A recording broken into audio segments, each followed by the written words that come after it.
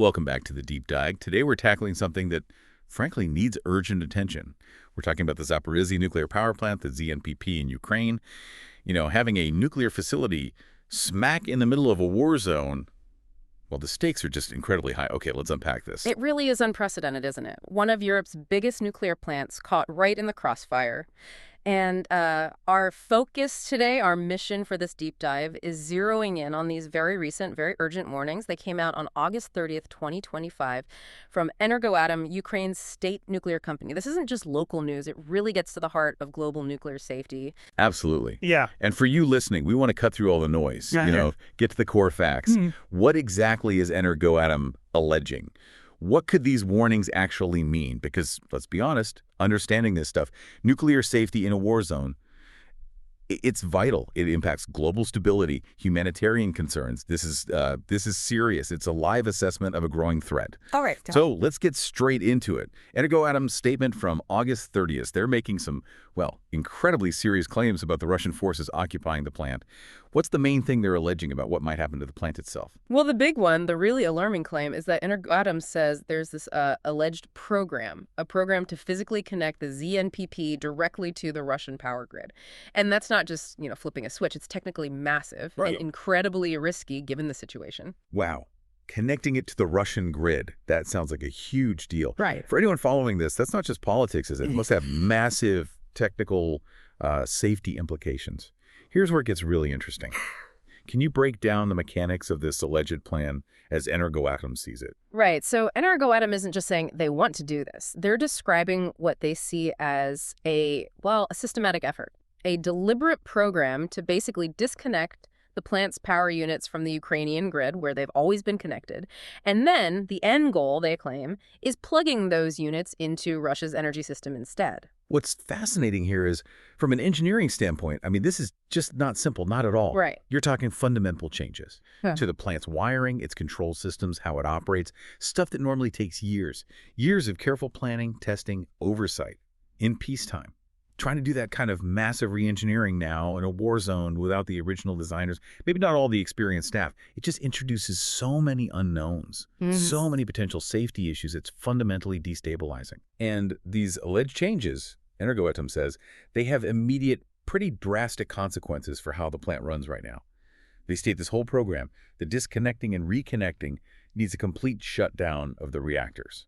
That itself sounds major. So what's the current situation with the power units, according to Energoatom? Yeah, and that's where the warnings get really sharp. Energoatom is reporting that 3 out of the 4 operating units, they're already shut down. So this isn't just like turning down the power output. It's a major shift in the plant's operational state. It's moving away from normal power generation into this much more, precarious transition phase. Okay. A complete shutdown, even in the best conditions, it's always complex, needs careful management. Doing it now, maybe under pressure as part of this grid switch they're alleging, it just means the plant is operating way outside its normal tested parameters. That puts stress on everything, the equipment, the people. It opens the door for errors, for malfunctions. Okay, so 3 units down. That leaves only 1 still running.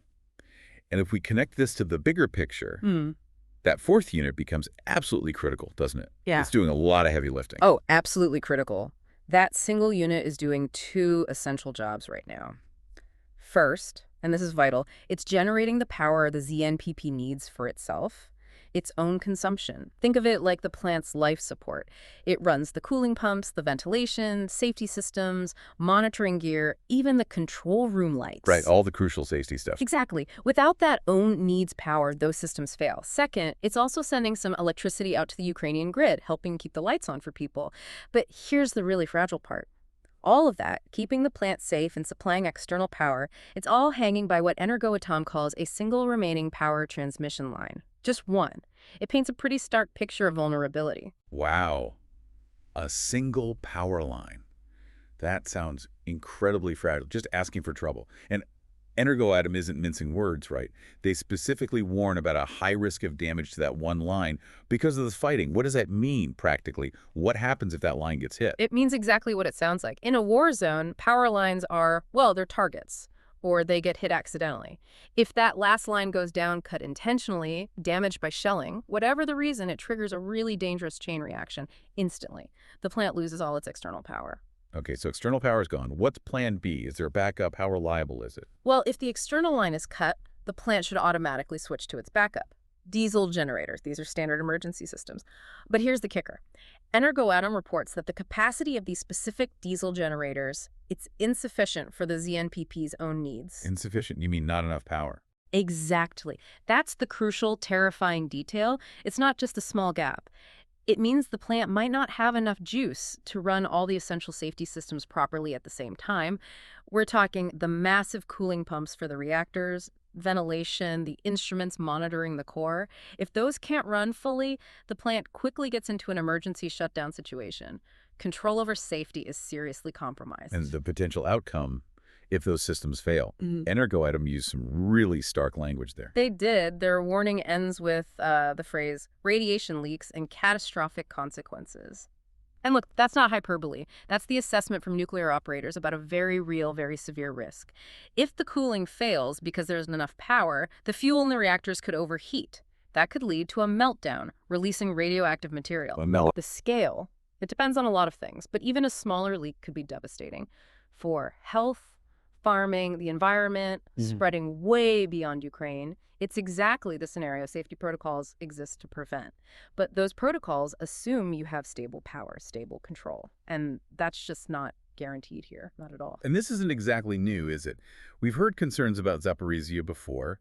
The UN's nuclear watchdog, the IAEA, they've been watching this closely. What have they been saying all along? And how does this latest Energoatom warning fit into that bigger picture? Right. The IAEA has definitely been sounding the alarm repeatedly. They've warned again and again about the dangers of fighting near the plant. They've pleaded for restraint, protection for nuclear sites. They've even got inspectors on the ground trying to monitor things. But this specific warning from Energoatom about the alleged grid switch, the vulnerability of that last power line, it really ups the ante. How so? It shifts the focus from a general worry about fighting around the plant to very specific, immediate threats to the plant's internal critical systems. It feels much more imminent. And the IAEA has called for things like a safety zone, right?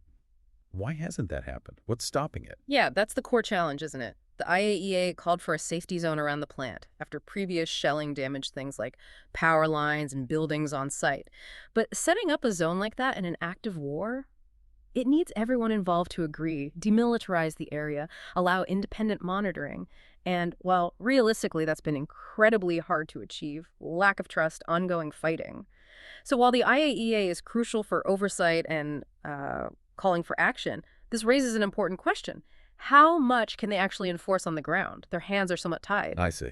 These latest warnings from Energoatom really hammer home that things aren't getting better. The risks are actually intensifying. They're shifting from outside threats to the core operational safety of the plant itself. It feels like an escalation. Okay, so let's try and summarize the key takeaway for everyone listening.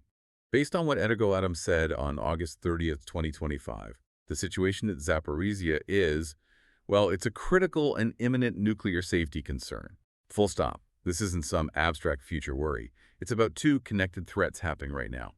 First, these alleged operational changes the plan to hook up to the Russian grid, which they say has already forced 3 reactors offline. And second, the extreme vulnerability of the power supply it does have left, relying on just one single power line that's under constant threat. It's just a really volatile mix playing out in a war zone. Think about everything we've just discussed.